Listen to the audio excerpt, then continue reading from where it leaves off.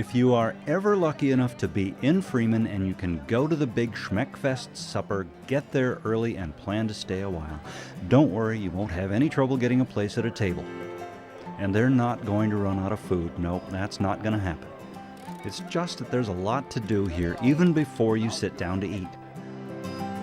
But wait, what is that word, Schmeck? Okay, in German, it's a German word.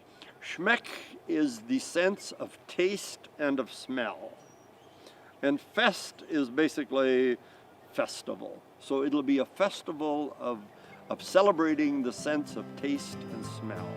From the spicy scent of frying sausages to the light, sweet aroma of baked treats of all sorts, this place smells great. Tastes even better. I am making Schutenkräfter or cottage cheese pockets. First they're boiled and then we brown them and fry them up over there.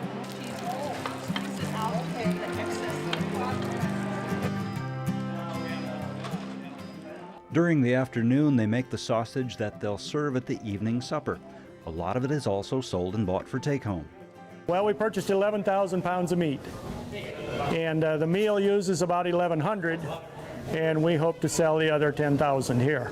Rensink is also a pork producer, so now you know where the meat comes from. They recently started using a big commercial mixer, but at least for the demonstrations, the sausage is made by hand. Well, it's kind of the old-fashioned way. We use the old hand-crank stuffers, and that's a little more work. It might be old-fashioned, but Schmeckfest is completely modern in the sense that all of the food is prepared and presented in accordance with strict food safety guidelines. Nothing is made at home. From the rolls served at dinner to the much-loved Kuchen dessert available for take-home, everything is produced in Freeman Academy's commercial-grade facilities. Obviously, when you're dealing with food and with that many people and that large of a quantity of food, safety is a major concern of ours. And there are some things that we've done over the years that have helped make it a very safe environment for people to come and enjoy the meal. And some of those things are, we are inspected by state inspectors. The sausage making, there are meat inspectors that come out, and so we go through that process very thoroughly. And they're always providing suggestions that we can continue to do to make it a good environment for our guests. While people browse the booths and samples, hard work is underway in the kitchen.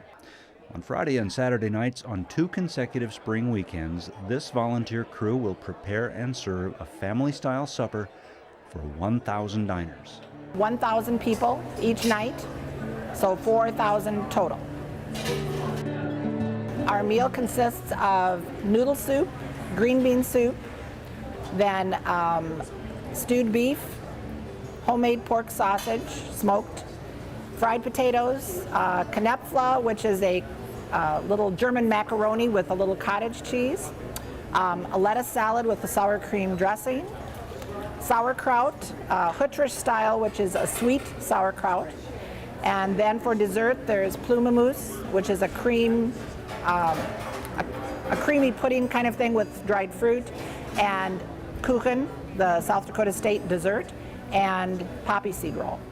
These days it all runs like clockwork, but the first Schmeckfest held more than 50 years ago didn't go quite as smoothly. My grandmother was in the executive committee that originated the first Schmeckfest, which was just to be a very small community affair. In 1959, the Ladies Auxiliary decided, let's have a Mennonite smorgasbord, and we'll charge $1 admission, and we're going to have a fundraiser that way.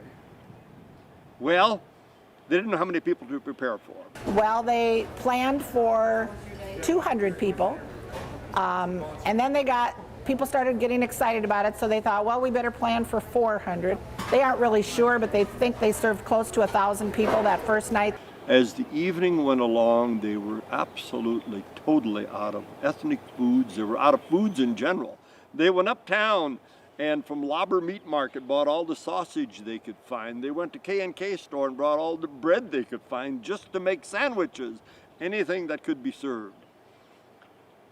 Finally, they just had to say, we are done. We are finished. We have no more food. People, the door is going to be closed. We're done. We don't have any more. people left the line and went uptown to eat at the restaurants. The restaurants closed early because they ran out of food. It was a bigger celebration than what they had anticipated. Many people came from a distance that they didn't anticipate. It's one of the stories now we look back at it and we can laugh about it, but it was no laughing matter for those poor ladies in the kitchen. They were ready to quit, but they didn't, maybe because of that higher calling of doing something good and important for the school.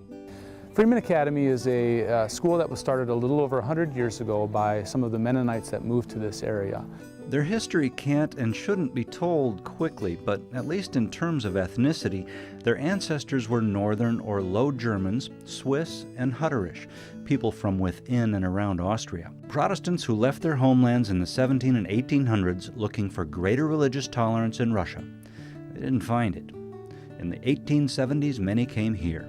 And so you often hear about the German-Russian heritage because a lot of the traditions that were picked up came from both countries. Epp counts a love of music and fine arts among those traditions. It's on full display at Schmeckfest. For years, they've offered evening performances featuring young talent from the Academy and more established performers from around the area. Like Schmeckfest itself, the shows have gotten bigger. For 2012, the stage version of The Wizard of Oz. You know, Schmeckfest started in 1959, and back then, that was long before my time, but people decided early on that, okay, so you're going to feed them a great meal, now we need to have some entertainment. And in the early years, that entertainment was often in the form of talent shows. People from the community perhaps singing songs or maybe doing some dialogue of some sort. It certainly wasn't to the extent that we have now. When it's all said and done, you're looking at probably 200 people involved in this show. It's really a community-wide celebration. All walks of life, young and old, businessmen, farmers, entrepreneurs, you name it, they're involved. The common denominator is Freeman. There's a tremendous sense of community pride here, and that's really what it's all about. It's all about celebrating being a people together, a community together. That's why this works. A good show, a good meal, a good cause, and a really good chance that Schmeckfest will be held again next year.